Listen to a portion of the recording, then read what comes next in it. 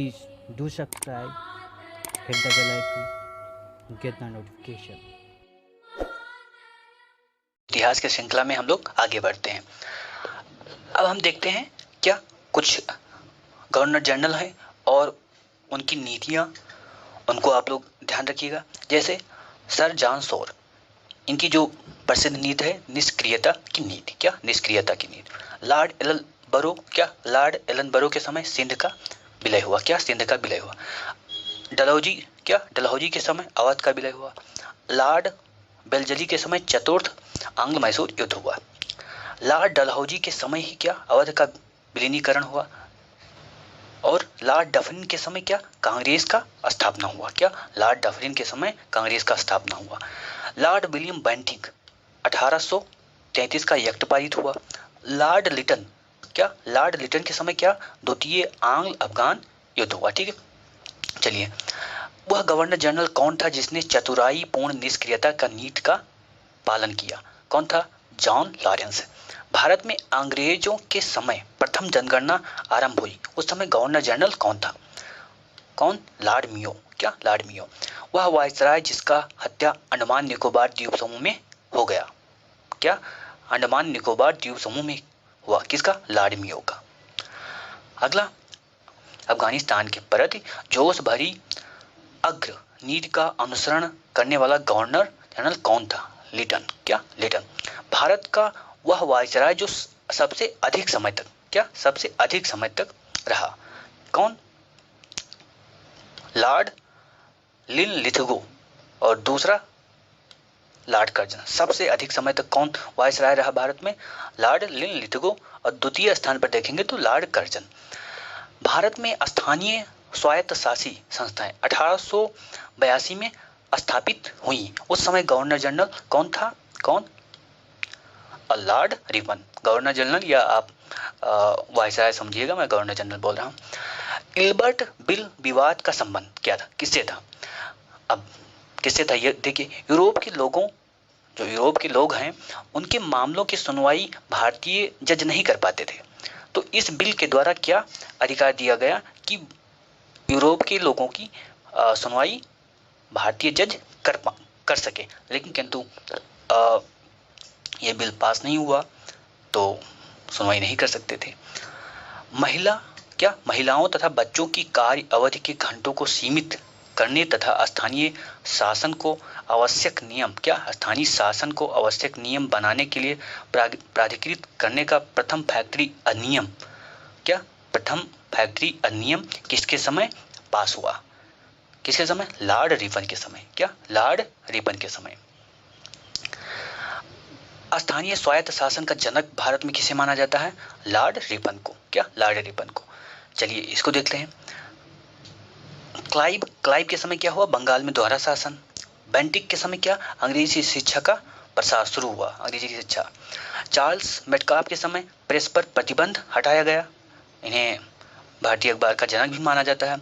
Lord William Bentinck के समय सती प्रथा को खत्म किया गया। लॉर्ड रिपन के समय स्वायत्त शासन की स्थापना हुई और लॉर्ड कर्जन के समय बंगाल का विभाजन हुआ। अब देखते हैं हम लोग आगे। आगे क्या है? भारतीय पुरातत्व सर्वेक्षण की स्थापना किस गवर्नर जनरल के समय हुई? लॉर्ड कर्जन के समय। प्राचीन स्मारक संरक्षण एक्ट, क्या प्राचीन स्मारक संरक्षण एक्ट पारित हुआ किस गवर्नर जनरल के समय? लॉर्ड कर्जन के समय। कर्जन के प्रशासन की तुलना अंग्रेजों से किसने की? गोखले ने। क्या? गोखले ने की थी।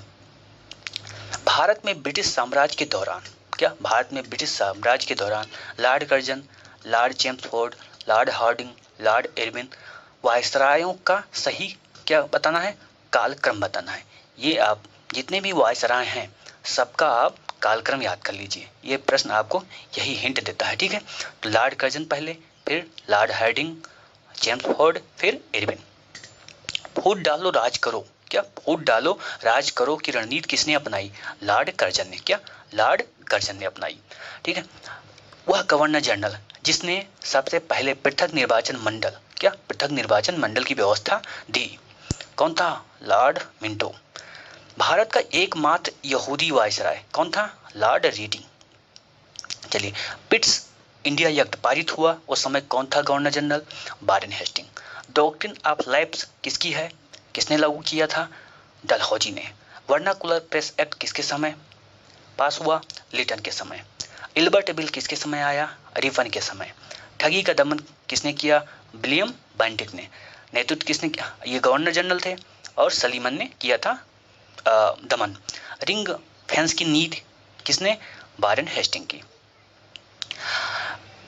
ब्रिटिश भारत की राजधानी कलकत्ता का दिल्ली हस्तांतरण जब हुआ तो उस समय गवर्नर जनरल कौन था? Lord Hardinge.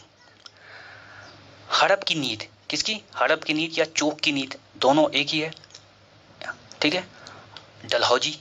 बंगाल का विभाजन किसने किया? कर्जन ने। बंगाल में दोहरा शासन किसके समय? क्लाइव के समय। सामाजिक सुधार बेंटिंग। ब्रिटिश शासन का भारतीय अर्थव्यवस्था पर प्रभाव। भारत में उपनिवेशी शासन में होम चार्ज, क्या होम चार्ज भारत से संपत्ति दोहन का महत्वपूर्ण अंग था।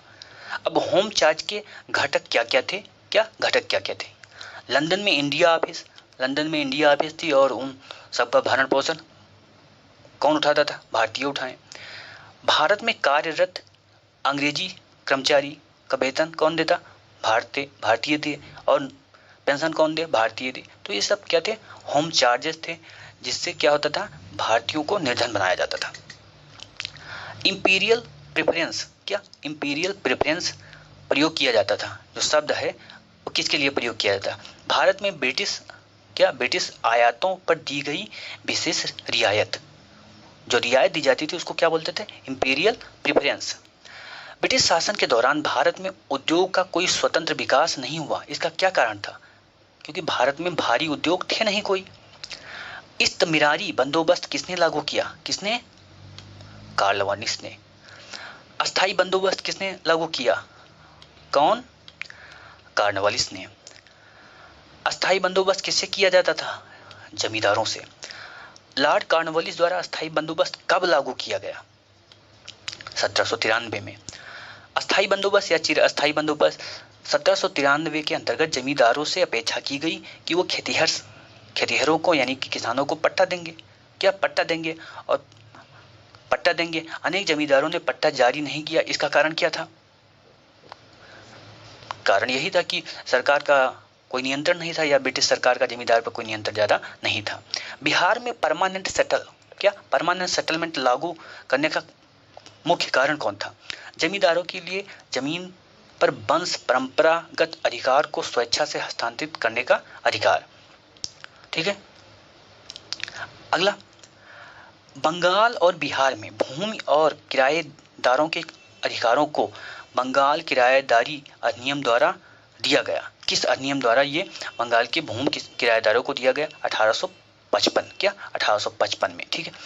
टॉमस मुनरो, जिसे भूराज व्यवस्था से संबंध है। किस भूराज व्यवस्था से संबंध है? रैयतवाड़ी। क्या? रैयतवाड़ी। अंग्रेजों ने रैयतवाड़ी बंदोबस्त कहाँ लागू किया? मद्रास तथा मुंबई प्रेसिडेंसी में। अंग्रेजों ने रैयतवाड़ी व्यवस्था सर्वप्रथम कहाँ आरंभ किया? मद्रास में। ब्रिटिश व्यवस्था में रैयतवाड़ी भू राजस्व संग्रह प्रचलित था। दक्षिण भारत में सेम ही है। रैयतवाड़ी बंदोबस्त, क्या? रैयतवाड़ी बंदोबस्त के संदर्भ में सही कथन देख लीजिए कुछ। एक किसानों द्वारा लगान सीधे किसको दिया जाता? सरकार को दिया जाता था। सरकार रैयत से यानी किसानों को पट्टा देती थी।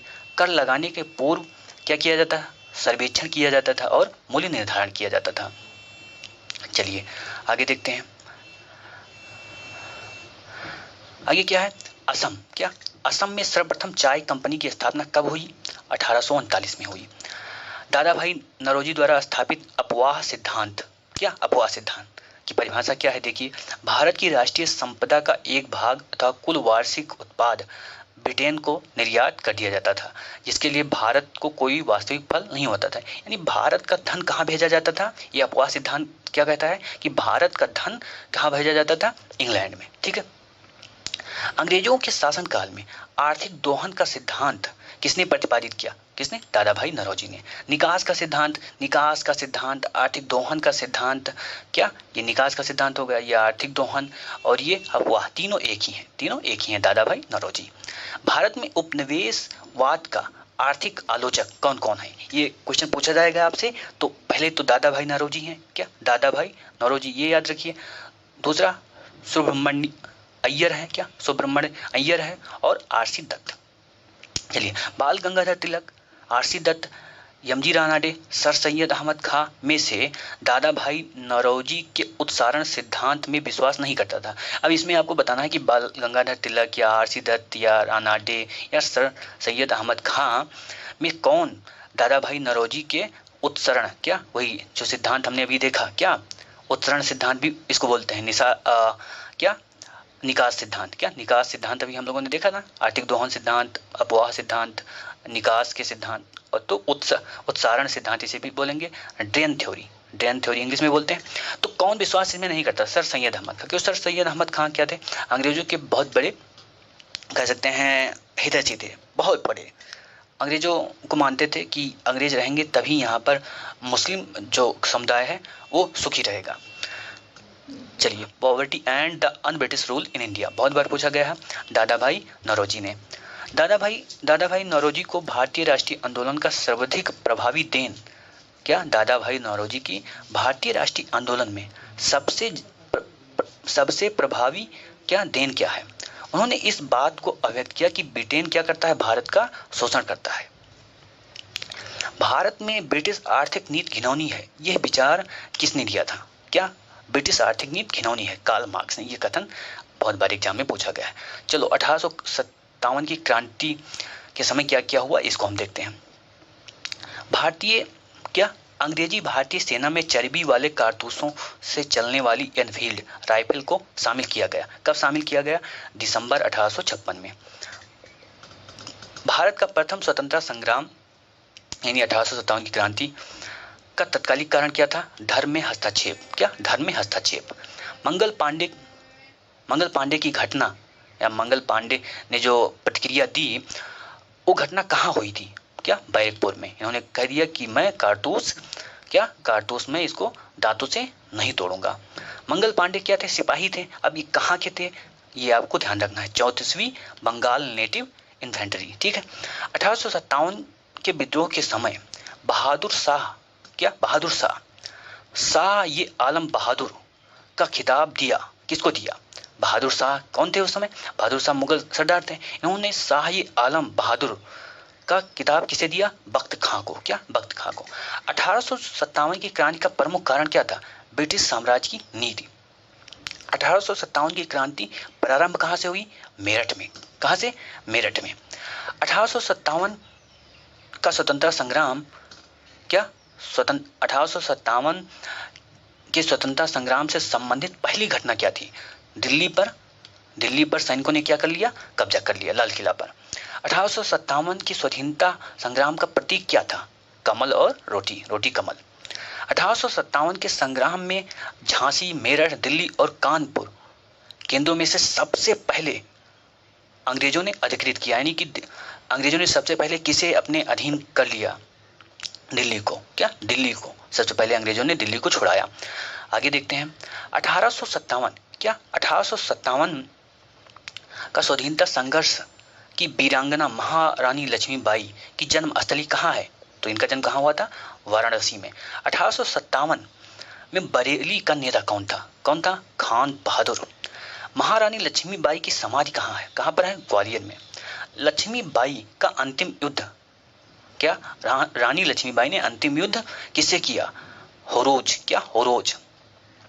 1857 का विद्रोह लखनऊ में किसके नेतृत्व में आगे बढ़ा? बेगम हजरत महल। क्या? अब यहाँ पर नाम भी आ गया है, कौन थी? बेगम हजरत महल। इलाहाबाद का नेतृत्व किसने किया था? मौलवी लियाकत अली। 1857 के संघर्ष में भाग लेने वाले सिपाहियों की सर्वाधिक संख्या कहाँ से थी? अवध से थी। नाना साहब ने किसे कमांडर इन चीफ बनाया था? तात्या टोपे को। अजीमुल्ला खां सलाहकार थे किसके? नाना साहब के। चलिए, 1857 के विद्रोह के संदर्भ में नाना साहब, कुंवर सिंह, खान बहादुर खान, तात्या टोपे में से जिसे उसके मित्र ने धोखा दिया और जिससे अंग्रेजों ने उसको बंदी बना लिया। किसको? तात्या टोपे। तात्या टोपे के दोस्त ने इनको क्या धोखा देकर अंग्रेजों से पकड़ा दिया। अब यहाँ 1857 की क्रांति में रामचंद्र पांडुरंग किसका नाम है? तो तात्या टोपे का वास्तविक नाम क्या था? रामचंद्र पांडुरंग। कुंवर सिंह, कुंवर सिंह 1857 के विद्रोह के नायक थे। कहां से? बिहार से। बिहार से। पटना में 1857 के स्वतंत्रता संग्राम के नेता कौन थे? पटना से। पटना से कौन थे? कुंवर सिंह। असम में असम से कौन नेता थे 1857 में? दीवान मनीराम। 1857 का विद्रोह बिहार में 15 जुलाई 1857 और 20 जुलाई 1858 तक केंद्र बना रहा। कौन? जगदीशपुर। जगदीशपुर का वह व्यक्ति जिसने क्रांतिकारी विप्लव का नेतृत्व किया। कौन? कुंवर सिंह। ठीक है। जगदीशपुर के राजा कौन थे? कुंवर सिंह। 1857 की क्रांति में अंग्रेज व जोधपुर की संयुक्त सेना को पराजित किसने किया? ठाकुर कुशल सिंह ने। ठाकुर कुशल सिंह। क्योंकि जो आप देखेंगे बहुत से राजपूत क्या थे? अंग्रेजों के साथ थे। सबसे बड़ी समस्या यही थी। अकबर ने भी यही नीति फॉलो किया और यही नीति फॉलो किया अंग्रेजों ने। अजमेर, जयपुर, नीमच और औवा में से राजस्थान में 1857 की क्रांति का केंद्र नहीं था। जयपुर नहीं था। जयपुर नहीं था। चंद्रशेखर आजाद, राम प्रसाद बिस्मिल, शहादत खान, माखनलाल चतुर्वेदी में से 1857 में अंग्रेजी संघर्ष किया। 1857 में अंग्रेजों से संघर्ष किया। इसमें आपको बताना है, तो इसमें ये सब बहुत बाद में आते हैं। इसमें कौन है? शहादत खान। मौलवी मौलवी अहमदुल्ला शाह, मौलवी इंददुल्लाह, मौलवी फजले हक खैराबादी तथा नवाब लियाकत अली में 1857 के विद्रोह में अंग्रेजों का कट्टर दुश्मन कौन था? अहमदुल्ला शाह। 1857 के समय उर्दू कवि थे। कौन? मिर्जा गालिब। गालिब का कह सकते हैं मूल निवास कहाँ था? मूल निवास कहाँ? आगरा। आजादी की पहली लड़ाई 1857 में भाग नहीं लिया। भगत सिंह, बहुत बाद में आए हैं भगत सिंह। चलिए आगे देखते हैं हम लोग। 1857 में बेगम हजरत महल, कुंवर सिंह, उधम सिंह और मौलवी अहमदुल्ला में से कौन संबंध नहीं है? उधम सिंह। उधम सिंह नहीं है। 1857 के स्वतंत्रता संग्राम में अंग्रेजों की सर्वाधिक सहायता करने वाला राजवंश कौन था? ग्वालियर के सिंधिया। भारत के शिक्षित मध्यम वर्ग ने 1857 में कोई भी मदद नहीं की। कोई भी मदद नहीं की। खेतिहर, मजदूर, साहूकार, कृषक तथा जमींदार वर्गों में 1857 के विद्रोह में भाग नहीं लिया। साहूकार और जमींदार, ये तो साहूकार, जमींदार, राजा सब तो अंग्रेज की तरफ थे। क्रांति कौन कर रहा था? क्रांति गरीब कर रहे थे। तो ये कहा जाता है क्रांति कौन करता है? गरीब करता है। अगर समाज में असमानता है, कुछ भी है, तो आप ये मत आशा करिए कि कोई बड़ा आदमी आके वो करेगा। आपको करना पड़ेगा। यानी कि जितने भी गरीब शोषित हैं उनको ही क्रांति करनी पड़ती है। वही क्या करते हैं? राष्ट्र का निर्माण करते हैं। झांसी, चित्तौड़, जगदीशपुर, लखनऊ में वह कौन सा क्षेत्र है जो विद्रोह से प्रभावित नहीं रहा? कौन? चित्तौड़। बिहार के दानापुर, पटना, आरा, मुजफ्फरपुर, मुंगेर में से कौन विद्रोह से अप्रभावित भाग था? कौन था? मुंगेर। चलिए अब कहाँ के कुछ नेता हैं उनको आपको देख लीजिए। बख्त खां, कहाँ से? दिल्ली। दिल्ली। मौलवी अहमदुल्ला, अवध। कुंवर सिंह, आरा। नाना साहब, कानपुर। झांसी से कौन? लक्ष्मीबाई। लखनऊ से हजरत महल। कानपुर से अजमुल्ला। फैजाबाद से मौलवी अहमद शाह। नाना साहब कहाँ से थे? कानपुर। नवाब हामिद अली खान, दिल्ली। मौलवी अहमदुल्ला, लखनऊ। मनीराम, असम। 1857 के विद्रोह के समय भारत का गवर्नर जनरल कौन था? ये क्वेश्चन भी पूछा जाता है, बहुत बार पूछा गया है। Lord Canning. 1857 के विद्रोह के समय बैरकपुर में ब्रिटिश कमांडिंग ऑफिसर कौन था? बैरकपुर में कमांडिंग ऑफिसर कौन था? John Bennett हायरसे। 1857 में इलाहाबाद को आपातकालीन मुख्यालय बनाया। किसने बनाया? लॉर्ड कैनिंग ने। 1857 के विद्रोह के समय ब्रिटिश प्रधानमंत्री कौन था? पामरस्टन। ठीक है। विद्रोह 1857 का विद्रोह मुख्यतः असफल रहा। क्यों? क्योंकि कोई योजना नहीं थी, कोई संगठन नहीं था, इसलिए असफल रहा। 1857 का प्रथम स्वतंत्रता संग्राम असफल रहा। क्यों? चलिए देख लेते हैं। अभी वहां हम लोगों ने देखा ही, भारतीय सिपाहियों में क्या एकता की कमी थी, और कुछ राजा थे जो अपने राज्यों के लिए लड़ रहे थे। ब्रिटिश सिपाही जो थे बहुत अच्छे थे। क्या? बहुत अच्छे थे, उनके पास प्रशिक्षण अच्छा था, बंदूक से लड़ाई करते थे। भारतीय तलवार से लड़ाई करेंगे, तलवार और बंदूक का तुलना कहाँ हो सकता। अंग्रेज राजपूत राज्यों में 1857 के विद्रोह को दबाने में सफल रहे, क्योंकि स्थानीय शासकों ने किसका साथ दिया? अंग्रेजों का। जनरल जॉन निकलसन, जनरल नील, मेजर जनरल हैवलॉक तथा सर हेनरी लॉरेंस में से वह ब्रिटिश अधिकारी कौन था जिसने लखनऊ में अपना जीवन खोया? क्या? लखनऊ में अपना जीवन खोया। जनरल नील, मेजर हैवलॉक और सर हेनरी लॉरेंस। क्या? Sir Henry Lawrence. कथन और कारण आपको देखना है। 1857 में प्रथम स्वतंत्रता संग्राम ब्रिटिश सरकार की से स्वतंत्रता प्राप्त करने में असफल रहा। बिल्कुल। बहादुर शाह जफर के नेतृत्व में जन सहयोग नहीं मिला था, क्योंकि अधिकांश महत्वपूर्ण रियासत के शासक उनका साथ देने में कतरा रहे थे। क्या? कतरा रहे थे। तो दोनों सत्य है। क्या? दोनों सत्य है। 1857 का विद्रोह एक षड्यंत्र था। किसने कहा? सर जेम्स आउटम और टेलर ने। वह आधुनिक इतिहासकार जिसने 1857 के विद्रोह को स्वतंत्रता की पहली लड़ाई कहा। कौन? सावरकर।